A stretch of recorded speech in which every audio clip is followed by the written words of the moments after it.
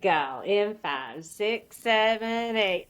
Welcome, everyone. This is the Smart and Public podcast. Welcome back. We took a week off. I'm Katie Boyson, in case you forgot. I'm Katie Duffy. We go 1 week and then we fall out of circuit. Also, to be fair, I do this different every time, so Duffy's just constantly like on her toes with the opener. Keeps it exciting, Boyson. Never quite know where I'm going to come in, but I love it. I love it. Professionalism. We're here for it.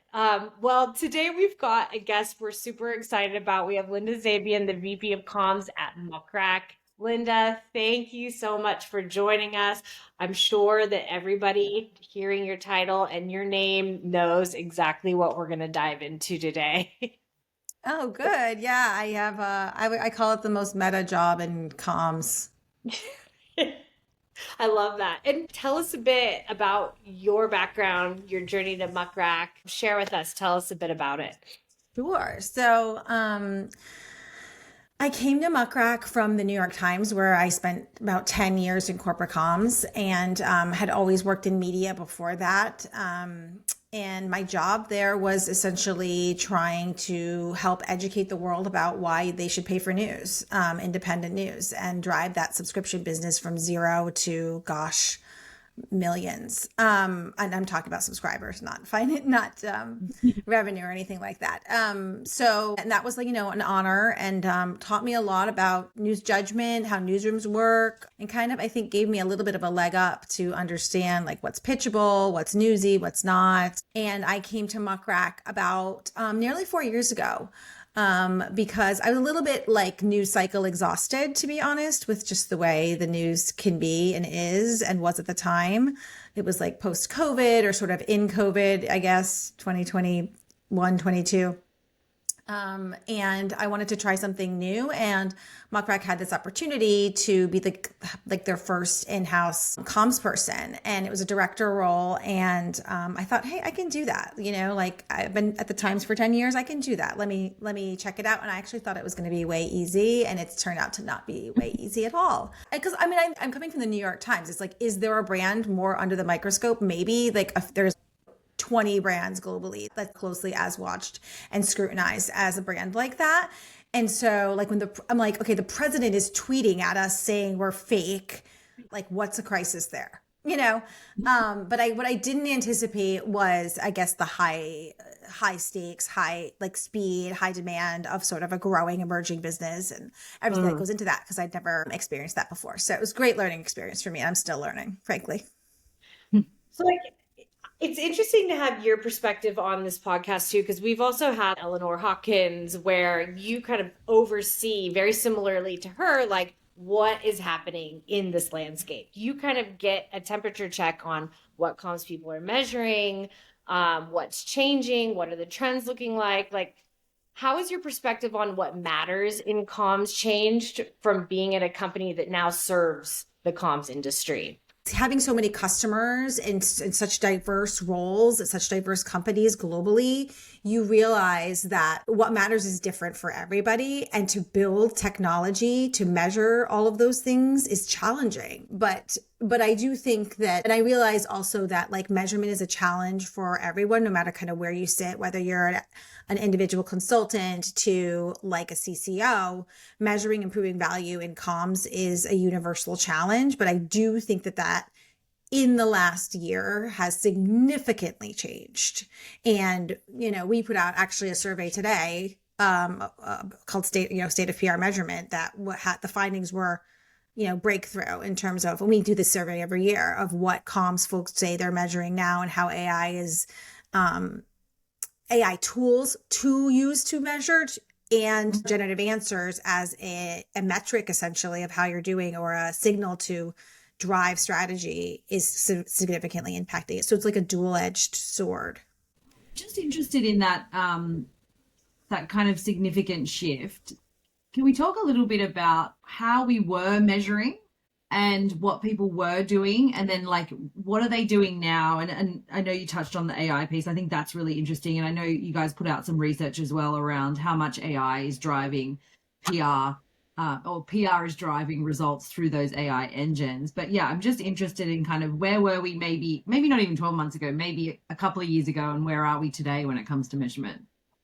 Yeah, I think that we are still, frankly, the bulk of folks are still using vanity metrics like impressions. And I think that that is still, we found that it's still the number one or number two metric that folks are using, but actually half of people we surveyed said it wasn't an accurate accurate representation of their work, which is bananas. Okay, so you're saying this is the metric that this is the metric you rely on, but you don't think it's accurate. So I think that's really interesting.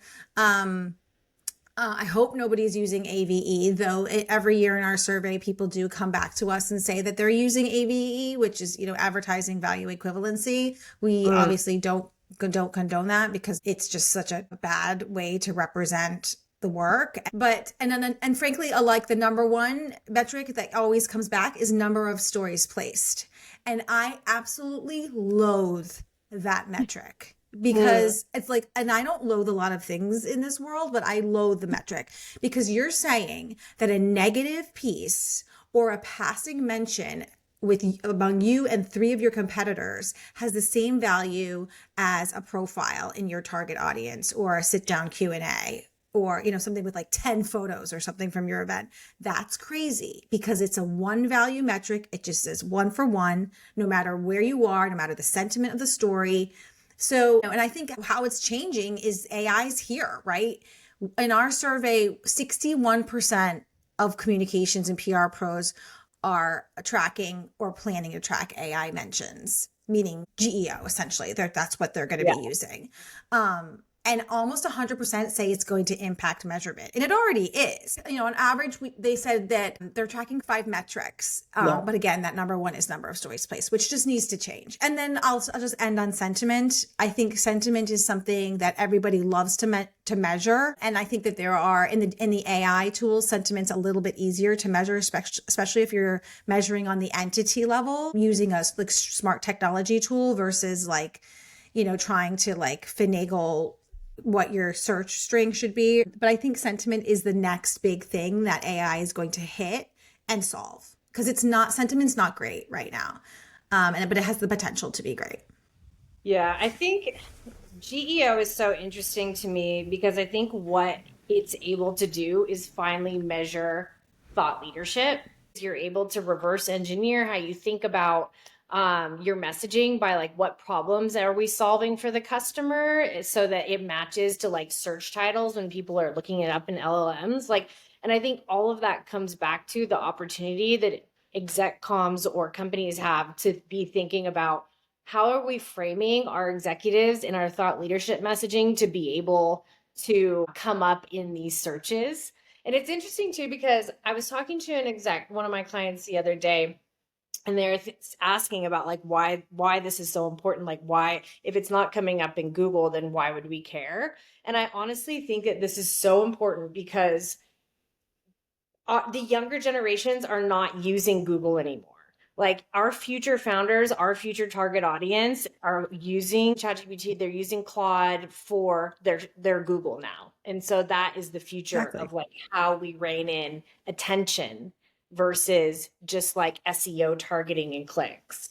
Yeah. And even, to layer onto that, rein in attention and build trust and influence and frankly drive revenue.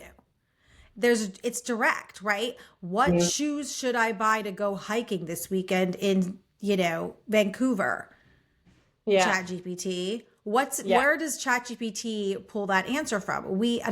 This is why I love working at Muck Rack too, is because the first party data that we have is fantastic. So, our What is AI reading report found that 89% of links cited by AI are frankly earned media. We have the data to support that earned media is driving the citations. So, and if you break that down even further, and this was a study we did in July, and we're going to do it again, but you break that down even further, over 30%, if you're talking about, if you give it a recency inquiry, what's the latest hiking shoe that just, blah, blah, blah, blah, blah.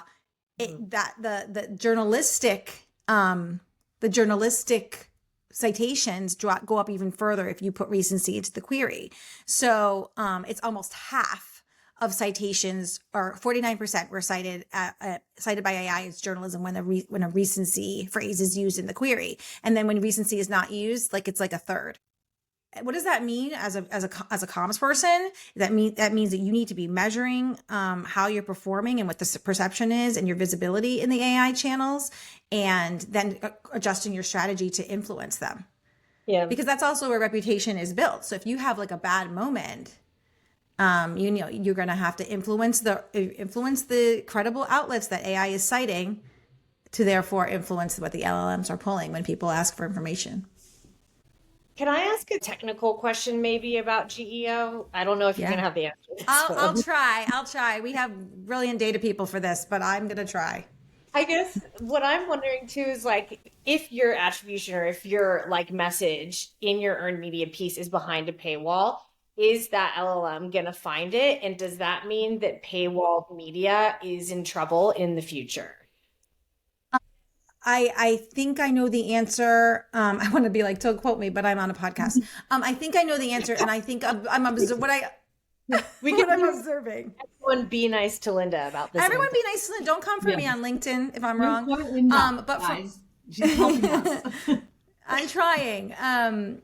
What we found in our research, the top cited sources, top media outlets that are cited are all without a paywall, essentially. Though FT is there, like the FT, it was there in ChatGPT. FT was there in Gemini, and they have a hard paywall. So I don't know. But we can't. We don't know. We don't know what the if they have like an unspoken agreement. How these AIs are pulling. Like, how do they get that data if they're not scraping it from in front of a paywall? I don't know. So they may have like an arrangement. Like you can see a lot of publishers doing deals with these folks. But what is like the tried and true? Axios, Reuters, Time, AP, Forbes. These guys are like pretty prevalent. But then you've also got like niche sites like Good Housekeeping and Investopedia and Tech Radar showed up all the time. So they're like the most cited. And then depending on like what you ask, the AIs love niche content because that's the expert. If you're looking for skiing advice, you're going to go to Ski Magazine over the New York Times, for example. Because why? Because that's credible. But I do think for the future of paywalls, it's something that's interesting. But I think like the publishers are being strategic. They need their paywalls. And I'm hoping what this means for independent news is that the tech companies start paying for the content that they're citing and using. I'm a huge proponent of that. Independent journalism costs a ton of money to produce. And not only should the tech companies pay to as we've tried with the Googles and the Facebooks for years, because that's where the audiences are, try to strike up deals with publishers, but then also what can we do as like independent people? We can subscribe to news, because news was never meant to be free. We used to go to the newsstand and pay for your paper. Like now you got to pay for your subscription. Yeah. Sorry, that's my soapbox. I love that soapbox because I think it's right. And I often think about like when I really enjoy a publication, I don't think twice about paying for it. Like I'm just like, this is good and I like this publication and this makes sense. And so I think it's also, on some of the news outlets to think about who their right audience is and who is going to pay and who makes sense. But I'm with you on the soapbox. I think we should, and particularly the big tech companies, like, individuals, yes, but like if you're OpenAI, like you can afford to kick some money back to the publishers. But yeah, it'll be interesting to see how that all evolves. I'm really interested to see where these lawsuits land. Like to me, like the big New York Times OpenAI lawsuit is like to me like the poster child for what's going to happen. Yeah. I wonder too, like you see OpenAI and Anthropic doing all of these deals, like land grabbing almost for their ecosystems. So like with the Deloitte partnership, like all of these other kind of like strategic partnerships they're doing. When are we going to start to see OpenAI plus Time Magazine, OpenAI plus, like when is it going to start really like reaching into different areas to grab that influence from a news perspective? Yeah.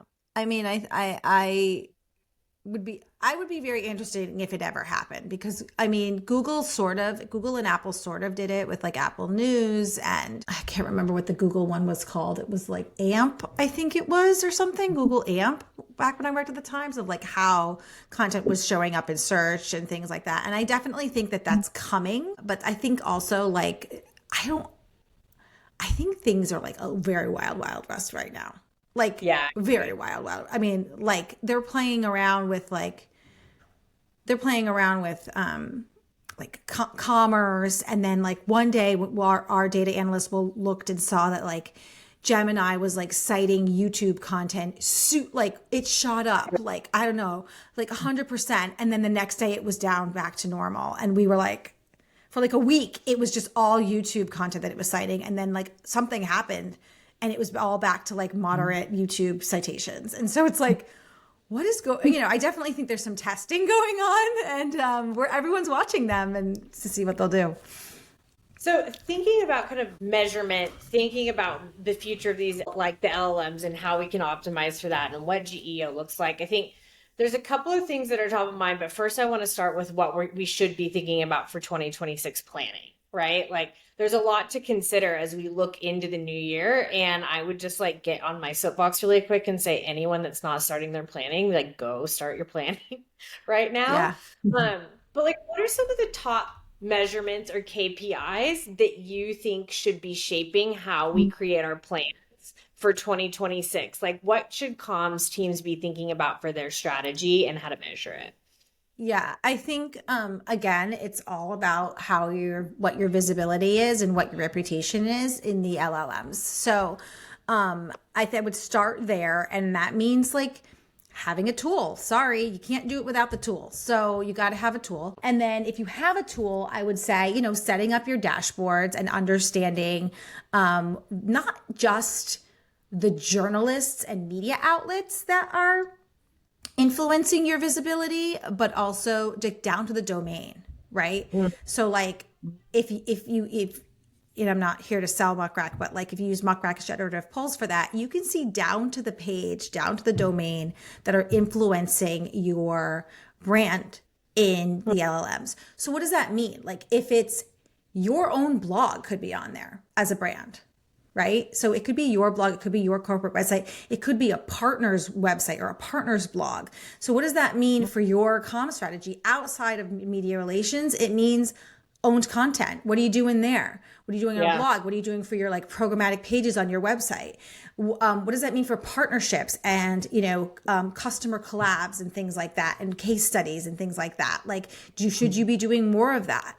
And so having the data will help you improve and have visibility to take an action on where you stand in the LLM. So that's number one. I think when we're going back to traditional metrics, I think, again, using technology, linking up your metrics dashboard, whatever you have, with like a Google Analytics, right? It's so basic. But what it can do is it can show how your coverage leads to traffic. So new sessions, new users, et cetera, through Google Analytics can be integrated right into your dashboard. So if you're in comms, you don't know what the heck your Google Analytics dashboard looks like, talk to your friends in marketing, talk to your friends in IT, and link your Google Analytics to your main dashboard. That is a direct traffic sales metric right there that you can use to show how your coverage hit and then you saw a spike in web traffic. Boom. The other thing cool we just actually launched is we can now use AI to measure pitch placements. So when you send a pitch and it results in coverage, when the coverage comes through via an alert, you can track that. So now you can measure pitch input to story output and see how you're performing. I also think collaboration and like team activity metrics also matter. Now, we're not going to measure the number of pitches, right? But like we're going to measure the efficiencies of our teams and their actions, within your tool. So centralizing all your data to me is like so essential, especially as we're looking towards like agents that are coming out, and agents in like PR tech are the next big thing. So if you want to prepare for 2026, how do you prepare for an agent to make you most efficient and most productive? You need to get all of your data centralized. So what does that mean? That means like again, getting all your activity in one place, like making sure all your media lists are in one place, making sure you're pitching via a platform that can be measured to show, did they open my dang email? Gmail's not going to tell you that. Like, did they click on something? Again, this is all metrics that will inform an agent to be like, Eleanor Hawkins opened your last email, or you pitched Eleanor Hawkins and it resulted in this piece of coverage. You should pitch Eleanor Hawkins because you have a story coming out about X, Y, and Z. Like, this is not that far off of an agent kind of guiding you through your workflow and telling you what to do. Is that enough? I can keep going. Wow, I need to do some work for 2026. Those are all really, really cool ideas. I hadn't thought about the agent piece in terms of like, you hear about agents in every other use case, but I just kind of hadn't thought about it in the PR use case of how an agent would support you to do your job day to day. So that's really interesting. Yeah, we're building a Boolean builder that's an agent. We're building a media list builder that's an agent. And like an agent that like recommends journalists and things like that. So like the agents are coming, and it's like they're going to be here by the end of the year in Muck Rack. So I think it's definitely, again, like all about like efficiency and just having a bud. It's like having I swear AI and tech, like these technologies, is like having an extra headcount, at least one. If you really spend, again, it's about spending time with it, learning it, understanding it, setting yourself up for success. Yeah. So that it all does the work for you and you don't actually have to do that. Like you can just focus on, like, people say that, oh, use AI so you can focus on strategy and let it handle your menial tasks. This is it though. This is It's the agents thing actually is true. it. Yeah, it's actually true. Because like, you set up one alert and then it'll tell you that there's a spike in your coverage. So you don't have to like follow every piece of coverage. Oh, there's a spike in my coverage. Does that mean I'm going viral for a bad reason? Let me check this out. Or, oh, I'm going viral for a great reason. Let me amplify this on every channel. Yeah.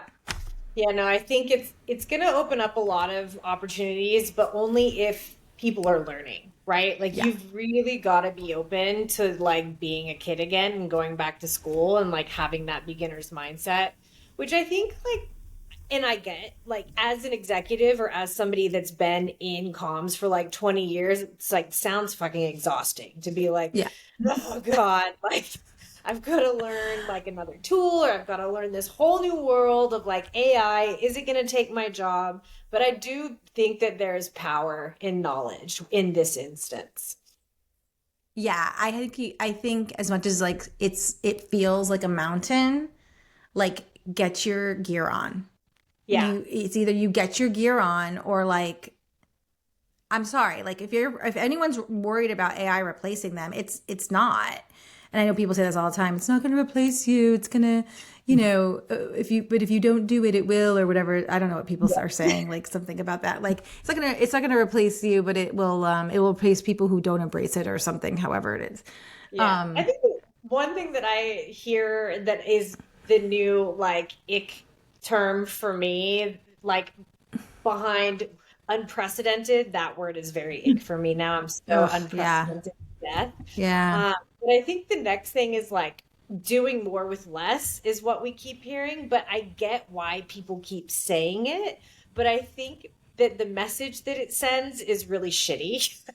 Yeah, Like, I agree. I agree. yeah, but I don't, in the same spirit, people are doing more with less because of AI and like what it allows you to do. Like, I guess from a budget perspective, I know you're very passionate about this, Linda. Like, let's talk budget then. If we're going to have all of these AI tools and we're going to make our teams more productive, we're going to like 10 times what we're able to do. What does an actual budget look like? And I'm going to give you some segments. It's like for an independent consultant, what do they need to be spending to stay on top of all this? And then what is an in-house team? And then what is an agency? Like, what are we talking here? Yeah, I think like if you're an in-house consultant, you're looking at 5 to 10 annually on tech. And then, multiply that by the size of your team essentially from there. Cause it's like a bit, but again, like what I think there are ways you can save on budget, and that is finding a tool that does as much as you want inside the same tool. And that's not only smart from a budgeting perspective. Again, it's about that centralizing your data in one spot. You don't want to be using like a social listening tool that's a third party social listening tool and then using a PR tech platform. And then, because that doesn't make any sense, frankly. Like, why would you want to have all of your social stuff in a separate platform? If you have a platform that you can look at your PR metrics, your like your earned conversation, your generative AI conversation, and your social conversation in one platform with one login, that's what you need to be doing. So I think like the takeaway is shop around for PR tech, like for your tech stack, and make it like no stack. There's just one. Yeah. And there are tools that can do it. So I think the days of like bloated tech budgets are probably over for people, especially like agencies and in-house folks. But do your due diligence. And also I think the days of like, I will learn this on the fly after I onboard, or I maybe won't even barely onboard into the tech, are also gone. Totally gone. When I was at the New York Times, like I don't think I ever even met a tech person at like the platform that we use. I didn't even know that existed.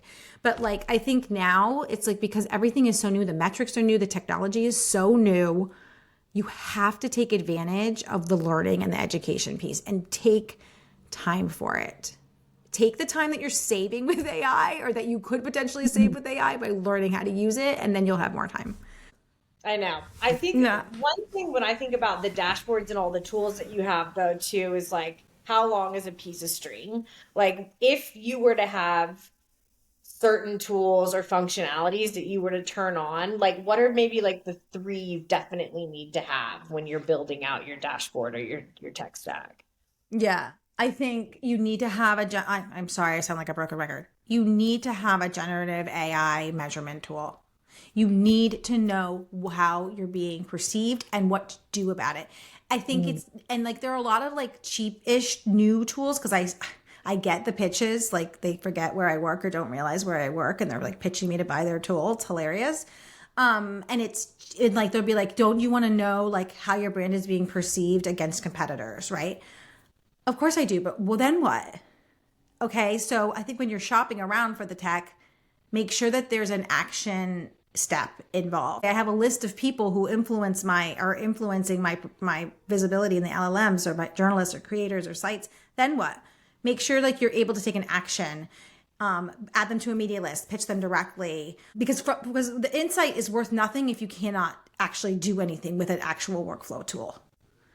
So that's the part that kills me with some of these newbies, like are trying to like sell to PR people that they've been ignoring for 300 years. It's like, you don't know my workflow, so just step off. No, I mean, but just give me an action to take. The insight is valueless without the action. So that's my first thing.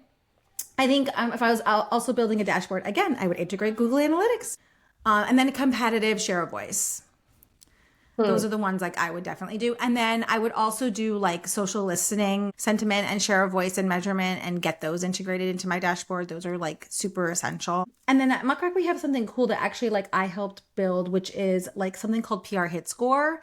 And basically it's like a bespoke customized metric that you can assign to every hit, or it assigns to every hit that comes through based on the value of the outlet to your organization, the value of the journalist to your organization. That's like set automatically, but then you can also go in the back end and like for me, like Eleanor Hawkins is Axios Communicators is my number one get, right? So for me, like Eleanor is like a 10 in terms of her value for me. But like if I'm Nike and Eleanor writes about me, it's like, okay, like that's nice, but not what I'm focused on driving my business. So again, like this, I think it's the thing that like all comms teams I know have done, which is put a value number metric to understand each individual hit and what it means for them, not what it means for everybody else using that same platform. And I think that's really cool too. I think one of the biggest challenges in this kind of measurement space is we've always been trying to show to our stakeholders the value that we deliver.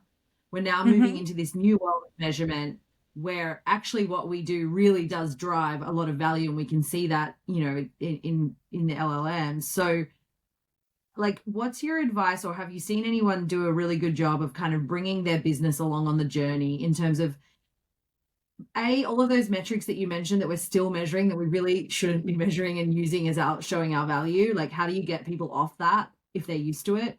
And then B, like, educating business leaders on like where we sit in this new world. Yeah. So just to put like a number on it, Katie, like every year we ask in the same survey, like what is the biggest challenge for measurement? And it's linking PR metrics to business goals. Over half of respondents said it's linking metrics to business goals, and the same amount of said managing stakeholder expectations. So I think that in terms of educating, people don't understand how PR metrics work. And I think like this is an opportunity for sure for communications folks to become, or not become analytical, but and prove that they're analytical by, again, using these GEO metrics in combination with traditional media metrics to tell a complete story. So I would say instead of just sharing links to clips or screenshots of clips, like share the data and share the data over time and share the data in a complete story. So take the time on a regular cadence to build a report that has not just like, here's what happened, but here's some analysis of why we think this is the case or the influence. And you can do that again if you have hard metrics like how share of voice has changed over time among your competitors, how earned media links to traffic on your site, how your LLM visibility has changed over time. And we're building something that may, show actually where your news hit was compared to your LLM visibility over time. That would be something great to show. And again, you can use tools if you have a dashboard set up, and it will create a report for you. You don't have to build the report every quarter, every month, every year. You can use it. You can use technology to tell your story however you want to tell it, in a PowerPoint, in a downloadable PDF, in a live link that you don't need a login for. Again, I think it's just time. Like if I could just say one thing, it would just be like, somehow get the money for technology. You cannot do the job anymore on low tech or no tech anymore. And this is the year for it. So like figure it out. Yeah. I feel like if somebody said to me, would you rather have a person or a great tech tool or an agency? I might actually pick the tech tool first and then say, if I had to prioritize, and then I want a person who's really well versed in technology to just manage that tech tool for me. Yeah, I think that's how, as an independent consultant, how I have to be. Like, my mate is my tech tool, like, I think for me, that's the biggest advantage that as a consultant you can have, because it means that either you get to have 3 clients or you get to have 10 clients, and so I think that's really important to think about, and really figuring out what matters to your clients. How does it complement your program? How do you build your systems around it? And then how are you measuring it and showing value and scaling? So I think that's been a big piece for me this year, is figuring out what works for me and being able to scale in that capacity. I totally understand that. And then you can also charge more. Like, I'm doing way more for you. Like, here's all my results. Instead of saying, okay, here's 10 clips. Here's the value of these clips. Here's the impact that this coverage has had. Telling our own story. We talked about this the other day, Katie, like PRing our PR is so necessary, to drive your business, to drive your career, to drive your budget, all of it. And I think just like you can't do it without like solid KPIs and solid tools. Yeah. I also think like it's not so much about being able to charge more, but it's about having it's about having your rate as a consultant and no one being able to argue with it. Like this. Better, very much better said than how I positioned it. But yes. Like, it's not so much like being able to charge more, but it's more about like, I am proving my value. You need me. And now instead of having 3 and doing the same great amount of work, I can have 10. And that's where I make more money. It's not so much charging the client, but it's about fair enough. Yeah. The money's going to come, and the growth is going to come, and the recognition is going to come, and the understanding of your value, whether you're a consultant or you're an in-house communicator looking for, a raise, a head count, a tool, an agency, whatever. It's really about telling your own story so you can like get those things that you need. Yeah, and I think Yep. that the other side of that is like increasingly, if you're in-house or even agency, but in-house particularly, headcount is not coming hard and fast, right? Like you're not getting 3, 4 more heads. And so I think it's like, okay, in the absence of a headcount, the cost investment for a tool is way lower than a headcount, but you might be able to supplement and feel like you've got that extra. So I think that's the other thing for in-house people to kind of start to think about is in the absence of headcount, which can be hard to come by, like, do we have the right tool set up that we are amplifying the headcount that we have? Yeah. Same as you, And it, boys. yeah. And is your tool working?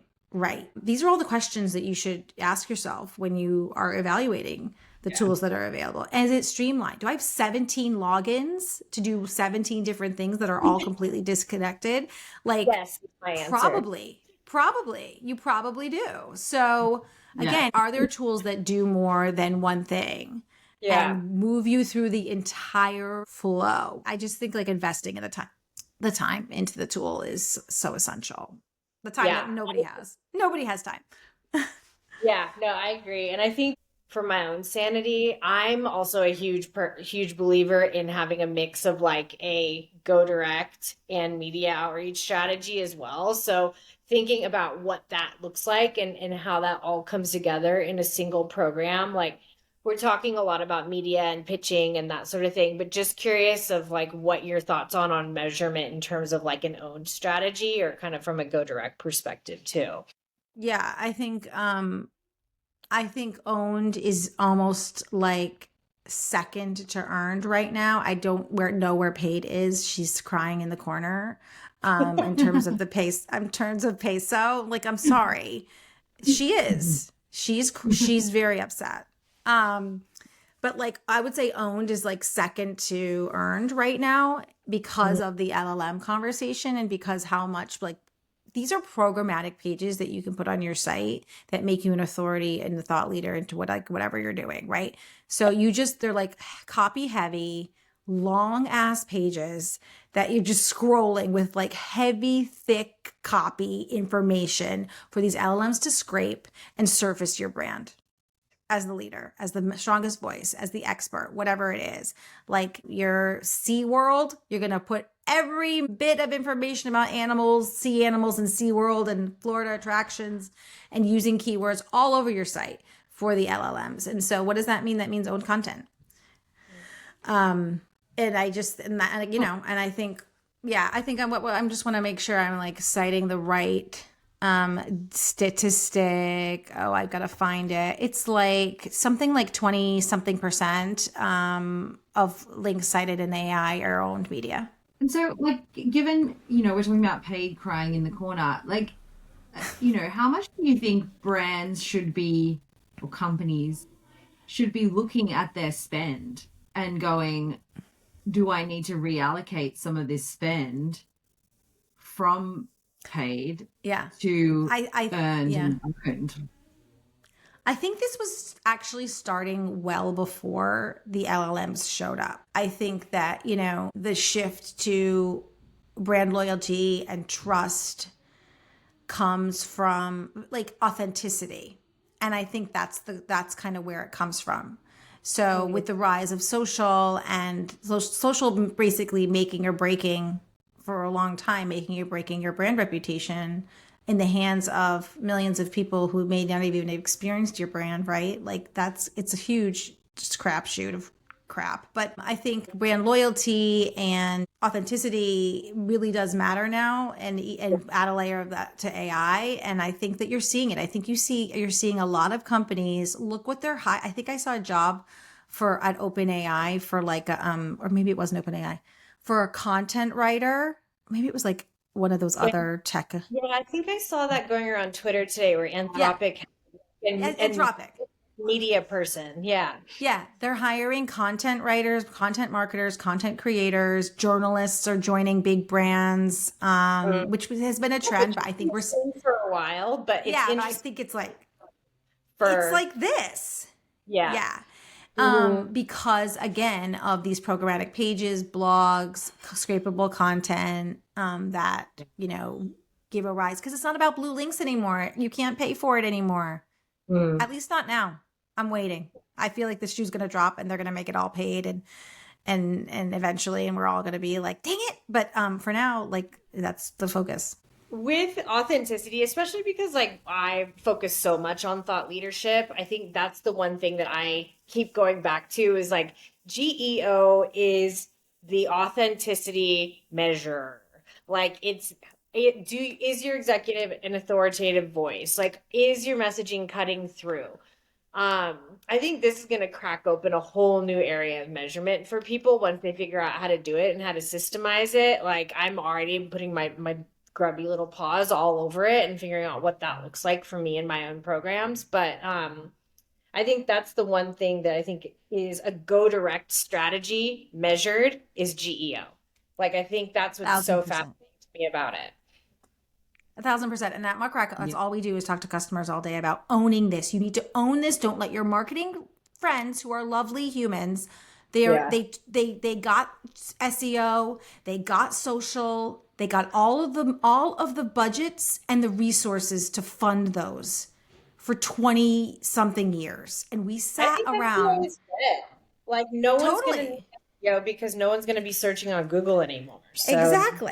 Exactly. So, and sorry to them, but don't let, and I think thank God I'm seeing like it stick a little bit, but like, don't let marketing, we're not letting marketing take the GEO budget and be the authority on GEO internally. It's about saying like, hey, boss person, see all this earned media influencing our visibility in the LLMs. This is what I've been doing for 150 years. I've been doing thought leadership. I've been placing quotes. I've been taking advantage of news moments and newsjacking, which also the LLMs are definitely not just stale or evergreen content. They're really pulling like in the moment. And it's all that. It's like, I've been doing this and I know this world. And finally we have metrics like to prove the value of what we've wanted and what we've deserved. But we've always been the person left off the email, the person with the lowest budget, the person who's ignored unless there's a crisis, the last person to know about something. And it's all changing. And I'm like, hallelujah, like it's our time. I love our marketing friends, but I tend to agree that, and that's kind of what I was getting at with the like, should we be shifting some of our budget? Because I think there's a lot of businesses who are still spending in a lot of these areas and spending a fair bit. And maybe there's enough to go around, but I just kind of think as a C-suite, I would be looking at it and going, how much is our total budget for this, for all of these areas? And maybe we need to be shifting some. And then that's where, to your point, Linda, comms people need to be standing up and saying, we own this space. This is where we sit and we need to own that strategy. Yeah. And we're not just learning it. It's what we've always done. Yeah. Yeah. So like you don't have to bring in somebody new. Like I know it. I know how to do it. I know how to influence it. I know how to measure it. I know how to make it a part of my strategy. Yeah. I know like where to shift, all of those things. Love that. Well, Linda, thank you so much for joining us talking about measurement. It's such a hot topic, but also because it's just so important for what we're doing right now, for how we're ending our year, how we're planning our next year. And I know that Muck Rack has always been everybody's BFF when it comes to kind of figuring out what measurement looks like in the comms industry. So thank you so much for being here. We've learned a lot, but what we also want to learn is, how are you dumb in private? Okay. So when I had my first child, I had the whole nursery set up, like ready with the wipes and the diapers and the changing table. Right. And so like my baby like had all this like red bumps on his bum. And I was like, what is going on with this? Like, why are there so many red bumps on his bum? And my husband's like, I don't know. This is so strange. Like, we don't know. And it started getting worse and worse. And then I look and I was using toy disinfecting wipes on my child's rear. And he was such a little peanut. He was like 2 weeks old. I swear he still had the umbilical cord like falling off of him. And so that was like mom of the year moment. One of really the best ones we've had, Linda. Is it? This is amazing. Is it? Yes. Great. My husband and I hate ourselves all the time. And like this child is almost 10 now. We still talk about how stupid we were. Noted, my husband is a pediatric physician. Icing on the cake. Oh my gosh. So even the smartest like experts around children and health, dumb as shit. So we're all dumb. We all have these just like hilarious moments. And you know what? It's a beautiful thing about parenting, so I'll take it. Honestly, I just think it's such a highlight. He's fine now. His bum is beautiful now. So all good. It's resilience, Linda. You built resilience from very early age. Yeah. Totally. Oh my God. Nothing's gonna chap that ass. It's all good now. Oh my God, that honestly is one of the best ones we've had in a long time. No offense to any of our. Glad. Well, Happy to be dumb. Happy to be dumb. we all are. We all are. Linda, thank you so much again for joining us. If anybody has any kind of feedback or thoughts on this episode, would love to hear how other people are kind of thinking about measurement and planning and what that looks like for the future. Please, write into us or leave it in the comments. You can find us at hello@smartandpublicpod.com, or you can find us on Instagram and TikTok and YouTube at Smart and Public Pod. So, we'll see you next time. Thanks so much, everybody. Bye. Bye.